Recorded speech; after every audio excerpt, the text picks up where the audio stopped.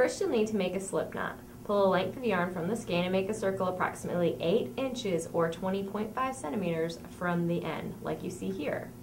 The yarn on the skein side of the circle is the working yarn. The opposite end is the yarn tail.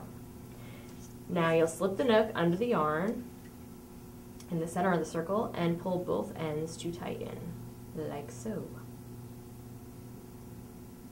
The next step is to chain the number of stitches required for your project, or the foundation chain. Today we'll make a swatch with 10 stitches, so we'll need 10 chains on our foundation chain. To make a chain, start with the Knook in your dominant hand like this. Loop the working yarn over your fingers of your other hand and grasp it in your palm. This helps control the tension of your yarn as you work. Grasp the slip knot in the same hand. Wrap the yarn around the Knook from back to front. Turn the Knook and catch the yarn and draw it through the slip knot. Each time you wrap the yarn and draw it through, you make one chain.